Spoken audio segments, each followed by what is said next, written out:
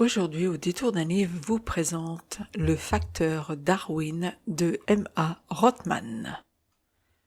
Juan Gutiérrez est un chercheur en cancérologie qui a passé des années à étudier le génome humain, le génome animal, à partir duquel il est possible de démontrer l'immunité à certains types de cancers.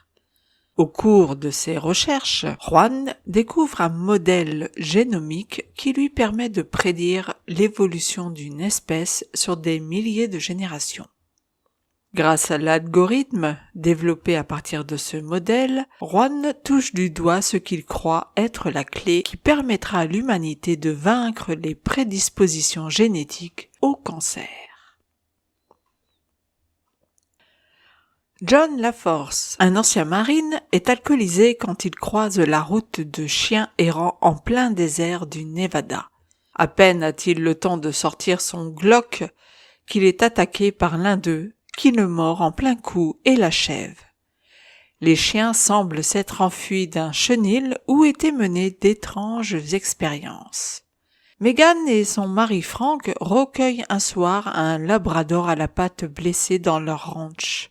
L'animal pèse plus que la normale pour un chien de son espèce et semble très intelligent. Megan s'attache rapidement à lui et le fait soigner. Ned Carrington travaille pour le FBI.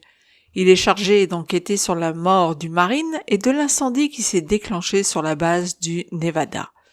Rapidement, il découvre des poils de chien qui semblent être ceux de Labrador, sauf que l'ADN démontre une très grande différence avec cette race et demeure inconnue. De son côté, Juan Gutiérrez, un scientifique qui travaille pour Agrimed, est sur le point de découvrir un algorithme qui pourra prédire le cancer, mais aussi et surtout l'apparition du gène TP53 capable de tuer la tumeur. Et enfin, nous avons Cathy, une Canadienne, fille de Frank, qui se réfugie avec son petit ami Brad sur une île privée alors qu'une tempête s'annonce. Même si l'endroit est pourvu de nombreuses pancartes marquées « interdit », Brad et elle décident de passer une soirée au coin du feu. Alors qu'elle s'étonne de ne pas entendre de chants d'oiseaux, le couple est soudainement attaqué par une horde d'oiseaux justement qui leur arrache des lambeaux de peau. Sauvée, Cathy est récupérée par Agrimed qui lui fait signer un accord de confidentialité. La manipulation génétique, mais la manipulation non pas dans le but de créer une nouvelle espèce d'homme ou d'animal, mais au contraire pour éradiquer la maladie et notamment le cancer. Des tests sont alors produits par une société qui a, semble-t-il, volé les recherches de Juan. Mais l'opération tourne au fiasco. Enfin, pas pour tous, car ces recherches permettent à certains de s'en sortir quand d'autres succombent par milliers parmi le bétail et les êtres humains. Peut-on prédire l'évolution d'une espèce afin de se servir de son génome et ainsi produire un remède pour les humains d'aujourd'hui ? Le facteur Darwin se penche donc sur la guérison par l'évolution et interroge chacun sur la manipulation des gènes qui est fait par des sociétés pharmaceutiques ou transhumanistes. Ici, la chose tourne au fiasco, mais pourtant le fait que d'autres s'en sortent amène un possible second tome. L'auteur, qui est un scientifique, connaît son domaine à n'en point douter quand on lit les pages du roman. On s'attache aux différents personnages et notamment à Frank et son chien, à l'intelligence remarquable, et l'histoire peut faire penser à un possible futur scénario de série télé à la manière d'Ebola. Malgré la substance qui est plus qu'intéressante et amène à découvrir le livre, il est néanmoins obligatoire de préciser que des longueurs ralentissent l'effet sympathique que l'on peut avoir à la lecture de ce roman et au thème qu'il aborde.